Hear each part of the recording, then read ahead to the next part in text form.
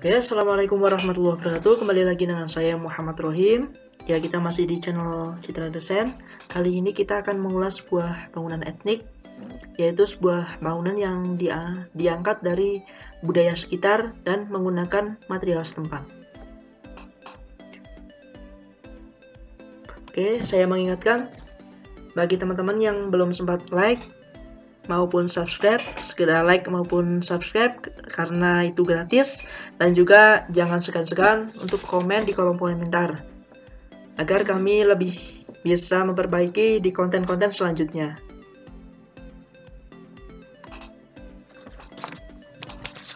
Langsung saja. Untuk kali ini kita akan mengangkat sebuah rumah bambu, yaitu sebuah bangunan etnik. Etnik arsitektur merupakan kesatuan dan persatuan antara kekuatan, keindahan, dan kegunaan. Arsitektur etnik itu sendiri merupakan bentuk ragam arsitektur kebudayaan dari budaya masyarakat sekitar dan dipadukan dengan kesediaan material kondisi alam setempat. Sering juga pola arsitektur ini disebut sebagai arsitektur muatan lokal. Langsung saja kita ke desain. Bisa teman-teman lihat ya, kali ini kita menggunakan banyak sekali material bambu.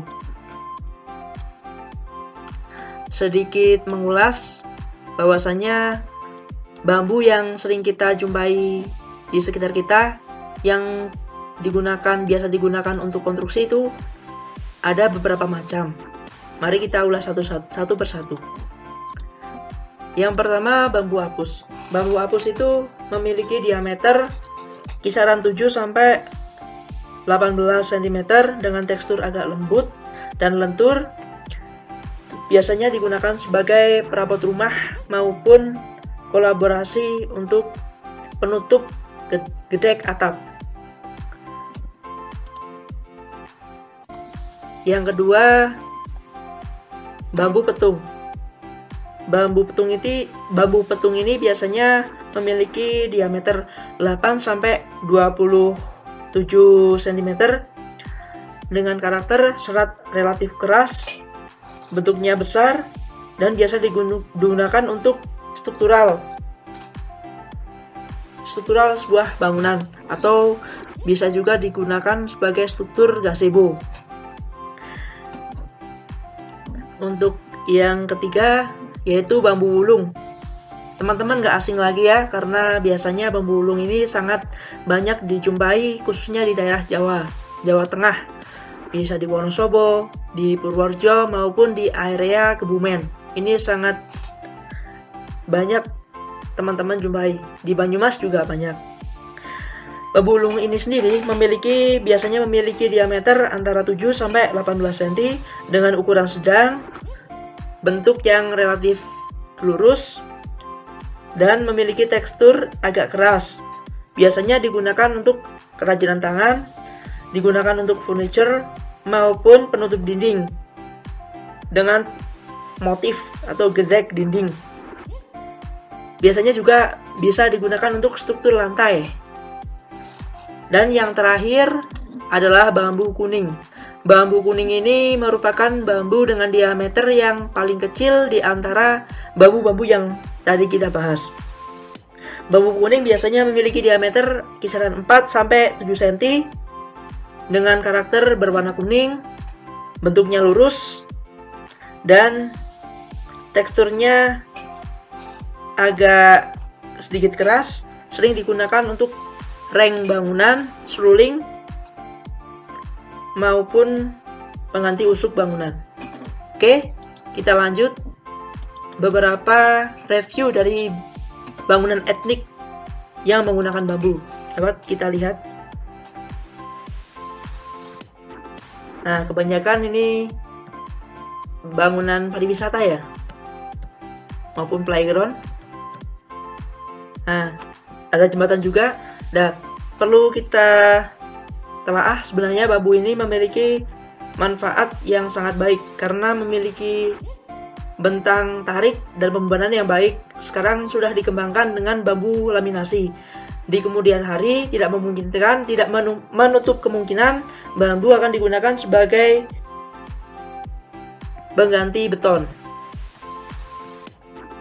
Oke, langsung saja kita mulai.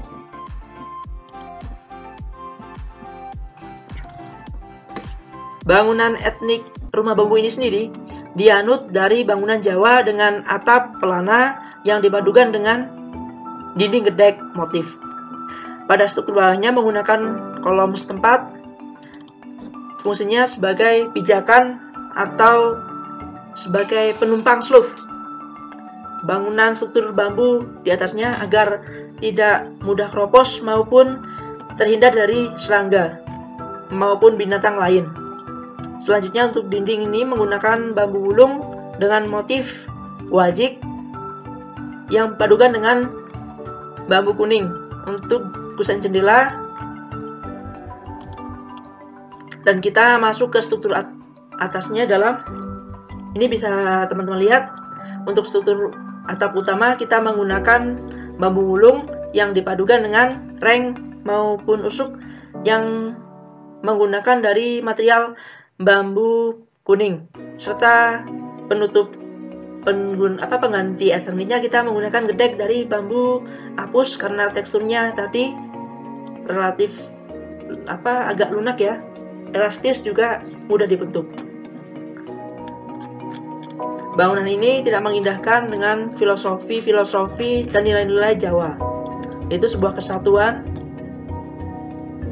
yang dipadukan dengan material atap agak modern, yaitu multi roof dengan tabur pasir dengan pertimbangan satu beban yang agak ringan serta ketahanan terhadap cuaca. Selain itu juga estimasi biayanya relatif murah. Oke, mungkin sekian yang dapat kami sampaikan. Kurang lebihnya mohon maaf apabila ada masukan dari teman-teman. Kita tunggu di kolom komentar. Untuk yang ingin request review desain ke depannya bisa teman-teman masukkan di kolom komentar. Oh ya, satu lagi hampir saya lupa. Sebelum kita menggunakan bambu, sebelumnya kita olah dulu dengan merendam di rendaman oli yang digunakan sebagai antisipasi terhadap serangga maupun suhu. Selain itu juga kita gunakan campuran dari zat kimia agar lebih tahan lama saat kita gunakan di kemudian hari. Oke, kiranya cukup dari kami. Kurang lebihnya mohon maaf. Assalamualaikum warahmatullahi wabarakatuh. Kembali lagi di